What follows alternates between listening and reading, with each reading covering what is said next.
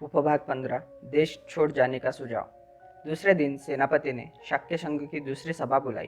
इसका उद्देश्य था कि उसके अनिवार्य सैनिक भर्ती के प्रस्ताव पर विचार हो। जब संघ एकत्र हुआ, उसने प्रस्ताव किया कि उसे आज्ञा दी जाए कि वह 20 वर्ष और 50 वर्ष के बीच के प्रत्येक शाक्य के लिए कोलियों के विरुद्ध लड़ने के निमित्त सेना में भर्ती होना अनिवार्य होने की घोषणा कर दे। सभा में दोनों उपस्थित थे, वे भी जिन्होंने संघ के पहले सभा में युद्ध घोषणा के पक्ष में मत दिया था और वे भी जिन्होंने इसके विरुद्ध मत दिया था। लेकिन जिस अल्पमत ने उक्त निर्णय के विरुद्ध मत दिया था, उसके सामने एक कठिनाई थी। उसकी समस्या थी कि बहुमत के आगे सर झुकाना है कि नहीं झुकाना है। अल्पमत का निश्चय था कि बहुमत के आगे सिर झुकाया न जाए। इसके लिए उन्होंने उस सभा में उपस्थित रहने का भी निर्णय लिया था। दुर्भाग्य से किसी में यह साहस नहीं था कि यह बात खुलकर कह सके। कदाचित वे बहुमत के विरोध करने के परिणामों से परिचित थे। जब सिद्धार्थ ने देखा कि उसके समर्थक मौन हैं, तो वो उठ खड़ा हुआ और उसने संघ को संबोधित करके कहा, मित्रों, आप जो चाहे कर सकते हैं। आपके साथ बहुमत है, लेकिन मुझे खेद के साथ यह कहना पड़ रहा है कि मैं अनिवार्य सैनिक भर्ती का विरोध करूंगा। मैं आपकी सेना में सम्मिलित होऊंगा। मैं युद्ध में भाग नहीं लूंगा। सिद्धार्थ गौतम को उत्तर देते हुए सेनापति ने कहा, उस शपथ की याद करो जो तुमने संघ के सदस्य बनते समय ग्रहण की थी।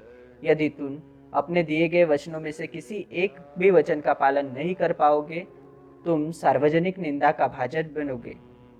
सिद्धार्थ का उत्तर था, निसंदेह मैंने अपने तन मन और धन से शाक्यों के हितों की रक्षा करने का वचन किया है, लेकिन मैं नहीं समझता कि यह युद्ध शाक्यों के हित में है। शाक्यों के हितों के मुकाबले में सार्वजनिक निंदा के मेरे लिए कोई मूल्य नहीं है।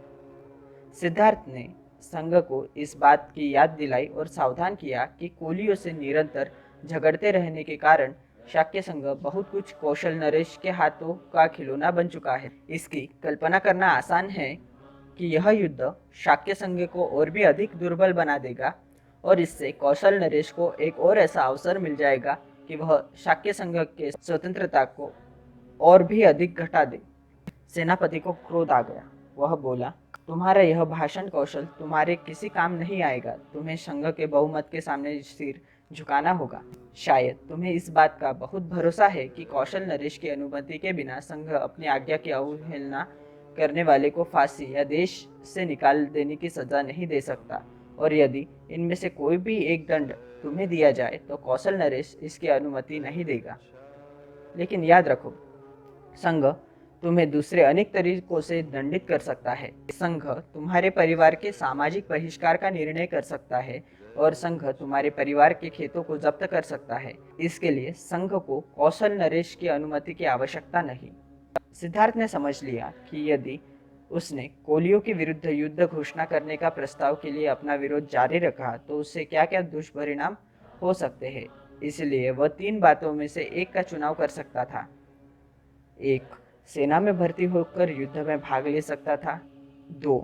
फांसी पर लटकना या देश से निकाल दिया जाना स्वीकार कर सकता था। 3. अपने परिवार के लोगों का सामाजिक बहिष्कार और उनके खेतों की जब्ती के लिए राजी हो सकता था। पहली बात वह किसी भी हालत में स्वीकार नहीं कर सकता था। वह इस विषय में दृढ़ था, तो यह विचार करना भी व्यर्थ था। इस परिस्थिति में उसने सोचा कि उसके लिए दूसरी बात ही सर्वाधिक मान्य हो सकती है। तदनुसार सिद्धार्थ ने संघ को संबोधित करके कहा, कृपया मेरे परिवार को दंडित ना करें। सामाजिक बहिष्कार द्वारा उन्हें कष्ट न दें। उनके खेत जब्त करके उन्हें जीविका विहीन न करें। वे निर्दोष है। अपराधी मैं ही हूँ। मुझे अकेले ही अपना अपराध का दंड भोगने दें। चाहे आप मुझे देश से निष्कासित करें या जो भी, आप जो चाहे दंड दें, मैं इस खुशी से इसका स्वीकार कर लूँगा। और मैं इस बात का वचन देता हूँ कि मैं शिकायत कौशल नरेश से नहीं करूँगा। उपभाग 16 प्रवज्जा अभिनिष्क्रमण। सेनापति बोला, तुम्हारी बात मानना कठिन है, क्योंकि यदि तुम स्वेच्छा से भी मृत्यु अथवा देश निकाले का वर्णन करो तो भी कौशल नरेश को इसका पता लग ही जाएगा। वह निश्चय पूर्वक इस परिणाम पर पहुंचेगा कि शाक्य संघ ने यह दंड दिया होगा और वह शाक्य संघ के विरुद्ध कार्रवाई करेगा।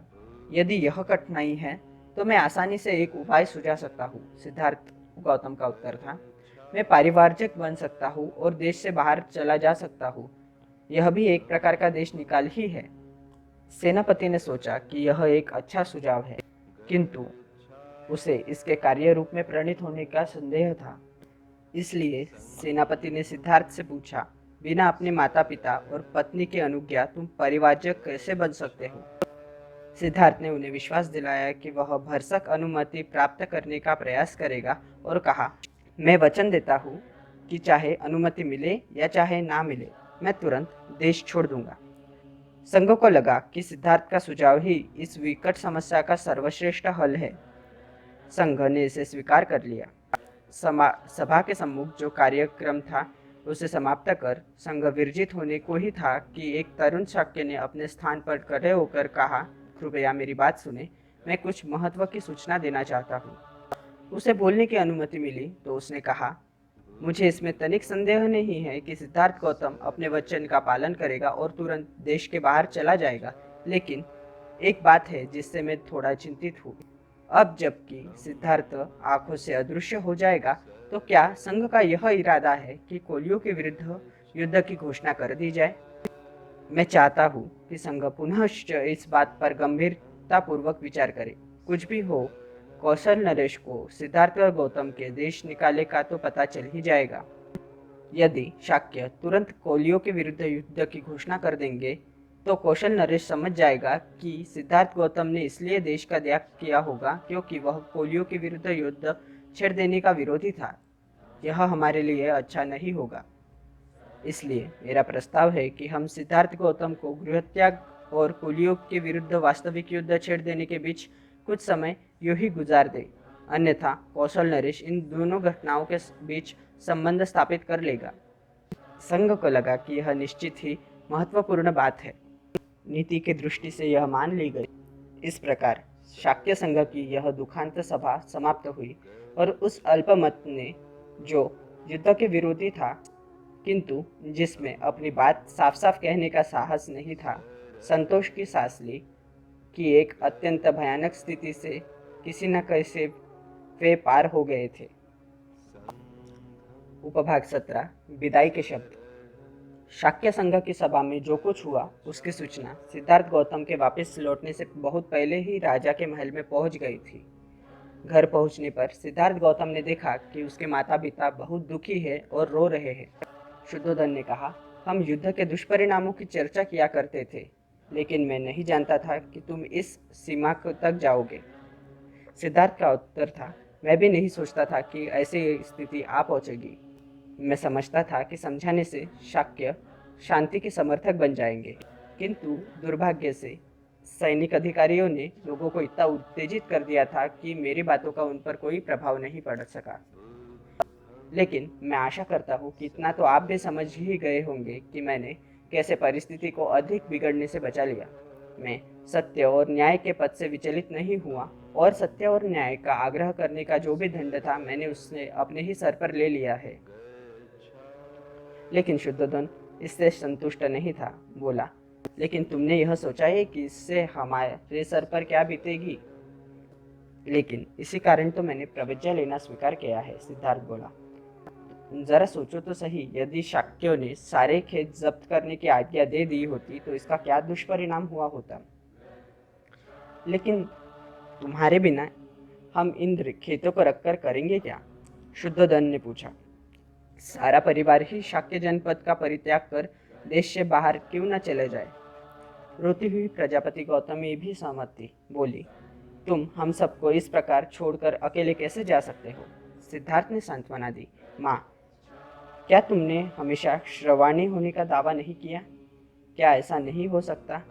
तुम्हें वीरता का त्याग नहीं करना चाहिए और इस प्रकार दुखी होना तुम्हारे लिए अशोभनीय है। यदि मैं युद्ध भूमि में मारा गया होता तो तुम क्या करती? क्या तब भी तुम इसी प्रकार दुखी होती?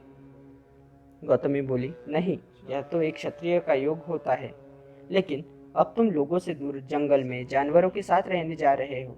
हम यहाँ शांत कैसे रह सकते? मैं यह कहती हूँ कि तुम भी हमें साथ ले चलो। सिद्धार्थ ने प्रश्न किया, मैं तुम सबको साथ कैसे ले चल सकता हूँ? नंद केवल एक बच्चा है। मेरे पुत्र राहुल का अभी जन्म हुआ है। क्या तुम इन्हें छोड़कर मेरे साथ आ सकती हो? गौतमी को संतोष नहीं हुआ। उसका कहना था, हम सब शाक्यों का देश छोड़कर कौशल नरेश के अधीनता में रहने के लिए कौशल जनपद जा सकते हैं। सिद्धार्थ ने आपत्ति की, लेकिन शाक्य क्या कहेंगे? क्या वे इसे देशद्रोह नहीं समझेंगे? फिर मैंने वचन दिया है कि मैं जन्म या कर्म से कोई भी ऐसी बात नहीं करूँगा, ना करवाऊँगा कि जिससे कौशल नरेश को मेरी प्रवज्ञा का यथार्थ कारण ज्ञात हो सके। यह सही है कि मुझे अकेले जंगल में रहना होगा, लेकिन कोलियों के विरुद्ध लड़ाई में हिस्सा लेने से यह अधिक श्रेयस्कर नहीं है क्या? इस बीच शुद्धोधन ने प्रश्न किया, लेकिन इतनी जल्दी किस लिए? शाक्य संघ ने अभी कुछ समय के लिए लड़ाई स्थगित कर दी है। हो सकता है कि यह युद्ध कभी छिड़े ही नहीं। तुम अपनी प्रविज्ञा भी क्यों स्थगित नहीं कर देते हो सकता है शाक्य संघ तुम्हें यहाँ बने रहने की अनुमति दे दे। सिद्धार्थ को यह विचार सर्वथा नापसंद था, इसलिए उसने कहा, क्योंकि मैंने प्रवर्जित हो जाने का वचन दिया है, इसलिए शाक्य संघ ने भी सभी कोलियों के विरुद्ध युद्ध छेड़ने को स्थगित किया है। यह भी संभव है कि मेरी प्रवज्ञा ग्रहण कर लेने पर शाक्य संघ अपने युद्ध की घोषणा वापस ले ले, किंतु यह सब कुछ मेरी पहले प्रवज्ञा ले लेने पर ही निर्भर करता है। मैंने वचन दिया है और मुझे उसे अवश्य पूरा करना चाहिए। वचन भंग का बड़ा बुरा परिणाम हो सकता है, हमारे लिए भी और शांति पक्ष के लिए भी। माँ, अब मेरे मार्ग में बाधक ना बनो, मुझे आज्ञा दो और अपना आशीर्वाद दो। जो कुछ भी हो रहा है अच्छे के लिए ही हो रहा है। गौतमी और शुद्धोधन मुख थे। तब सिद्धार्थ यशोधरा के कमरे में पहुंचे। उसे देखकर सिद्धार्थ के मुख से वचन नहीं निकला। वह नहीं जानता था कि क्या कहे और कैसे कहे। यशोधरा ने ही मौन भंग किया और बोली, शाक्य संघ की सभा में जो कुछ हुआ मैं वह सब सुन चुकी हूँ।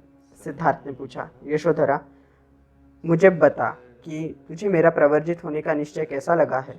सिद्धार्थ समझता था कि शायद यशोधरा बेहोश हो जाएगी, किंतु ऐसा कुछ भी नहीं हुआ। अपनी भावनाओं को अच्छी तरह वश में कर उसने उत्तर दिया, यदि मैं तुम्हारी स्थिति में होती तो दूसरा मैं क्या कर सकती थी? निश्चय से मैं कोलियों के विरुद्ध छेड़े जाने वाले युद्ध में हिस्सा नहीं ले सकती थी। तुम्हारा निर्णय ठीक है, तुम्हें मेरी अनुमति और समर्थन प्राप्त है। मैं भी तुम्हारे साथ प्रवर्जित हो जाती हूँ। यदि मैं नहीं हो रही हूँ तो इसका मात्र कारण यह नहीं है कि मुझे राहुल का पालन पोषण करना है। अच्छा होता है यदि ऐसा ना होता, लेकिन हमें वीरतापूर्वक स्थिति का मुकाबला करना चाहिए। अपने माता पिता तथा पुत्र की चिंता ना करना। मैं जब तक जीऊंगी उनकी देखभाल करूंगी।